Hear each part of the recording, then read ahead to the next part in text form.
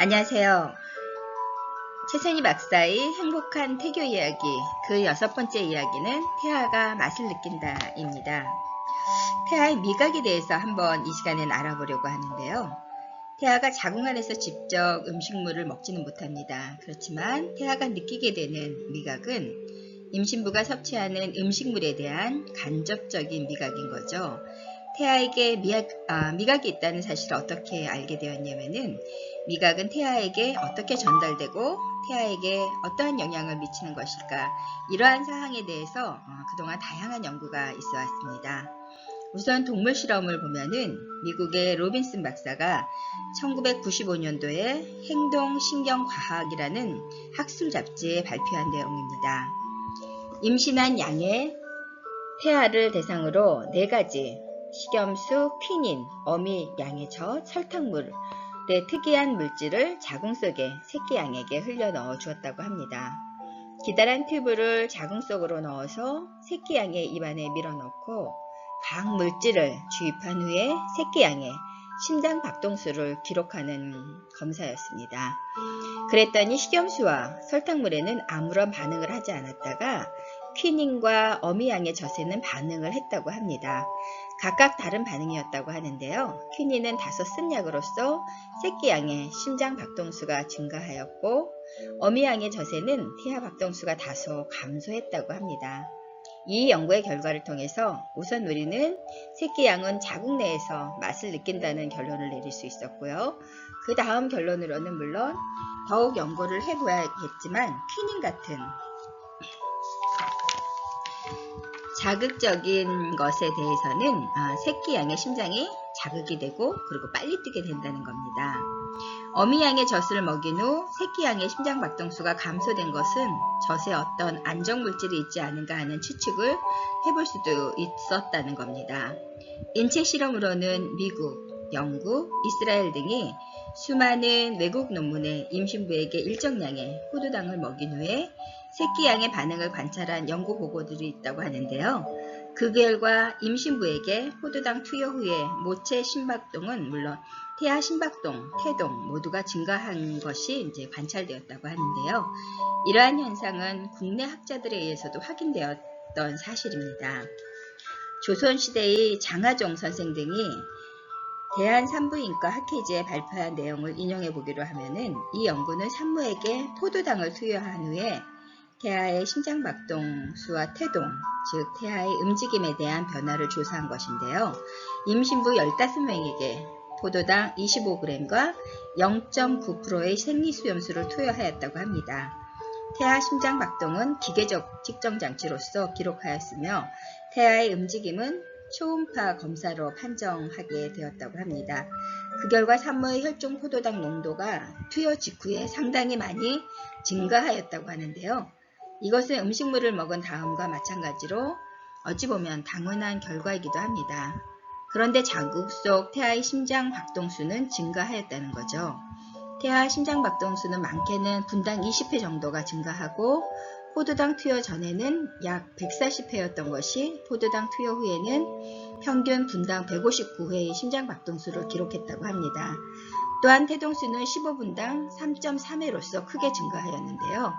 이러한 결과는 물론 엄마에게 투여한 포도당의 단독 효과였다고 합니다. 엄마의 혈당치가 올라가면 왜 태아가 움직일까요? 엄마가 섭취한 포도당이 자신에게 즉 태아에게 필요한 영양분이기 때문이죠. 태아는 포도당을 섭취하려고 자다가도 깨어나게 된다는 겁니다. 이것이 태아 심박동수의 증가와 태동의 증가라는 의학적 결과로 나타난 것뿐인데요. 감각 중에는 미각이라는 맛의 분자적 구조를 내서 판별하는 것인데 포도당을 직접 먹지도 않은 태아가 엄마의 혈액을 타고 흘러들어온 포도당을 느끼고 심장 박동수가 증가하게 되고 태동도 증가되었던 것이라고 합니다.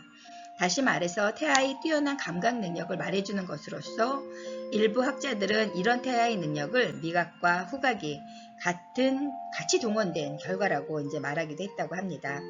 실태도에도 암향이라는 구절이 있어요. 산모들은 매화나 난초의 은은한 향을 맡으라는 가르침인데요. 현대태교에서 과학적으로 풀이하면 이것은 산모의 환경이 무엇보다도 중요하다는 가르침으로 해석될 수 있다는 겁니다. 나쁜 냄새, 썩은 냄새 또는 악취가 나는 음식들을 멀리해야 한다는 가르침이고요. 태교 신기에서는 보다 구체적인 지침이 있는데요. 과일의 모습이 바르지 않거나 벌레가 먹었거나 썩었거나 덜 익은 것은 먹지 말라고 했고, 쉰 밥이나 상한 생선, 음식의 빛이나 냄새가 나쁘거나 덜 익었거나 식사 때가 아니면 먹지 말라고 했습니다. 고기를 먹되 밥보다 많아서는 안 된다고 또 했고요. 깨끗하고 좋은 음식이 건강에 좋고 음식이 불결하면 질병이 유발된다는 것은 초등학생도 다 알고 있는 상식이죠. 임산부의 영양은 유산과 조산과도 관계가 있고 기형아의 발생과도 관련이 있습니다. 영양분 중에서 특히 엽산은 무조건 섭취하는 것이 좋습니다. 특히 단백질 섭취가 향유, 태어날 아기의 지능과 밀접한 관련이 있음을 이미 1973년도에 정식으로 발표된 사항인데요. 임신 중에 비타민 부족이 태어난 3, 4세 때의 평균 IQ 3.7점이나 낮추었다는 연구 결과도 있습니다. 물론 선천성 기형과도 관련이 있는데요. 우리 주위에는 공기 중에 납 같은 중금속이 난무하는 열악한 직업 환경에서 일하는 근로 여성도 있습니다. 그중 임신부들이 있다면 이는 대단히 심각한 일이라고 보면 되는데요. 임신부들은 우리 전통태교의 가르침처럼 좋은 냄새와 향기 나는 음식을 가까이 해야 하고 나쁜 음식, 나쁜 냄새는 멀리 해야 한다는 거죠. 태아는 엄마의 환경을 그대로 느끼고 있기 때문에 환경이 좋은 곳에서 태아가 건강히 자랄 것은 두말할 필요도 없이 중요하다고 보면 될 것 같습니다. 전통태교의 암양을 현대과학적으로 풀이하면 이렇게 환경의학으로도 설명될 수 있다는 건데요. 우리 아이가 먹는 것은 태아를 몸을 만들고 태아에게 많은 영향력을 주기 때문에 먹는 태교는 굉장히 중요하게 전통태교에도 강조됐지만 현대태교에서도 많이 강조되는 것 중에 하나라고 보시면 될 것 같습니다.